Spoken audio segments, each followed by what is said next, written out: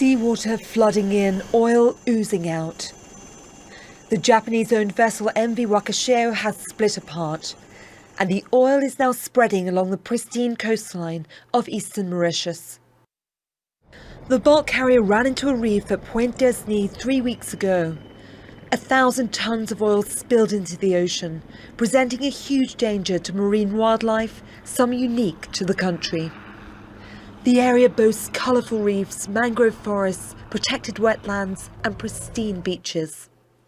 An environmental emergency was declared last week. The Japanese shipping company has issued an apology on its website, saying it's willing to pay compensation for damages. Japan and France responded to calls for assistance, joining thousands of local volunteers who are racing against the clock to protect the wildlife.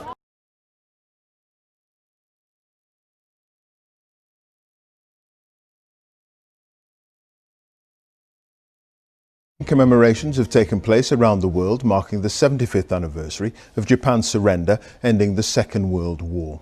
The Prince of Wales led the remembrance in the UK, joining veterans and military personnel for a service at the National Memorial Arboretum in Staffordshire. He paid tribute to the courage of those who fought in the Far East, saying their service and sacrifice would echo through the ages. And he remembered all those whose lives were blighted by the conflict.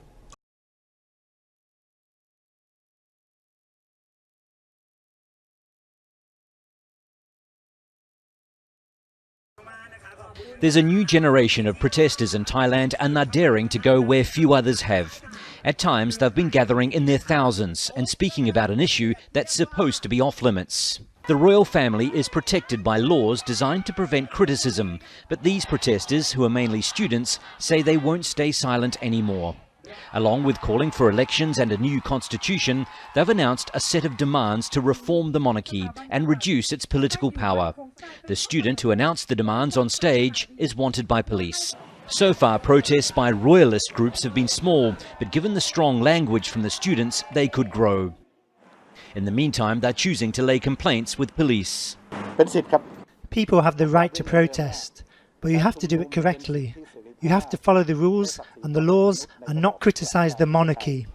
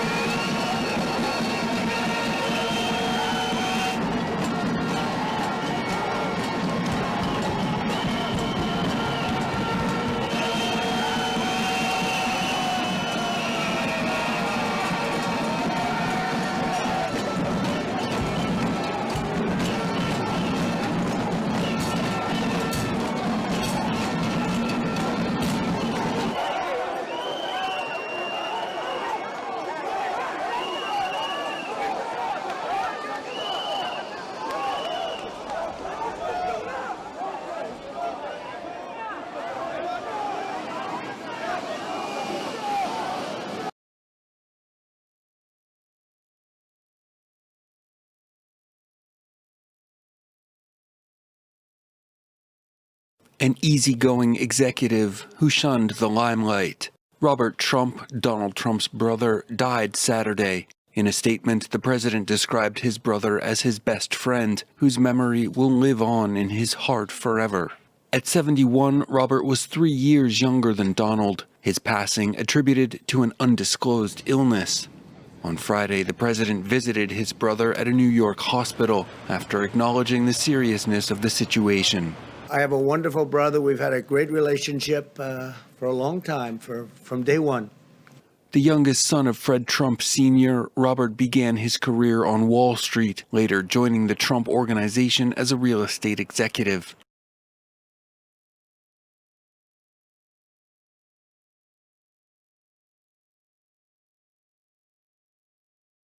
And we did just get an update from Police Superintendent David Brown a short time ago, and he wanted to stress that what happened in the Loop tonight, that group was not part of the earlier demonstration today that started on the south side. He said there were no arrests involved in that event, that it was peaceful. Now, this separate group, they held a rally at 4 o'clock this afternoon at Millennium Park and then started marching into the Loop. And he tells us that several agitators in that group hijacked the peaceful events of the day and started pushing and assaulting officers.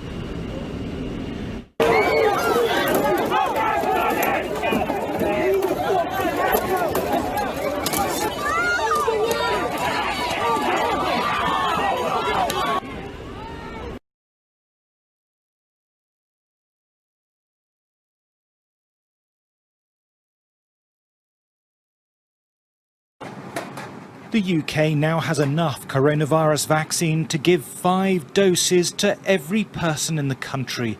4 different experimental jabs are already in the stockpile. But the risk is so high that at least one will fail during clinical trials that the government has now bought 2 more prototypes as an insurance. What it brings us is a portfolio of 6 different vaccines across 4 different types of vaccine format. So we have now assembled our core portfolio of different vaccines because we don't know if any of these different vaccines will work. And we want to be sure that if any one vaccine is shown to be safe and effective, that we have access to it so that we can vaccinate and protect those who are most at risk.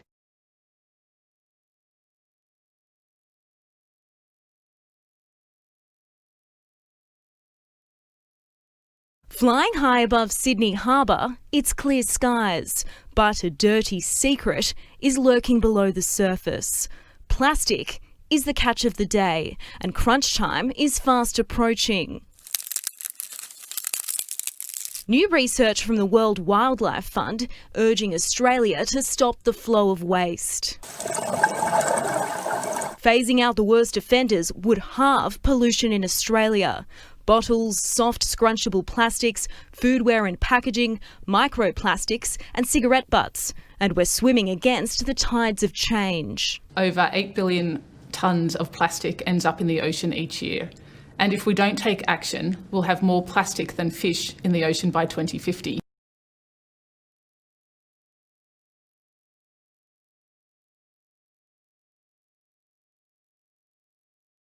Crisis continues to worsen. Reports suggest that Greenland's ice sheet have shrunk past the point of rectifying. It is being said that the ice is likely to melt away no matter how quickly the world reduces climate warming emissions. Scientists have studied more than 200 glaciers across the Arctic territory and found that annual snowfall was no longer enough to replenish glaciers of the snow. Melting is already causing global seas to rise about a millimeter on average per year. If all of Greenland's ice melts, the water released would push sea levels up by an average of 6 meters. Now, this is enough to drown many coastal cities around the world. The Arctic has been warming at least twice as fast as the rest of the world for at least the last 30 years.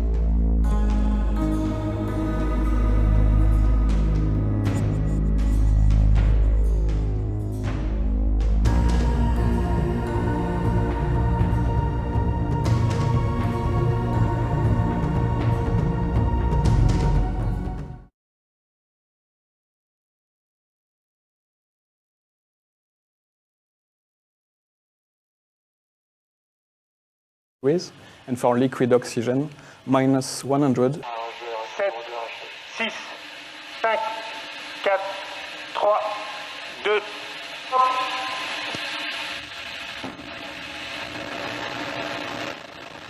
Allumage Vulcain. Allumage UAP. Décollage.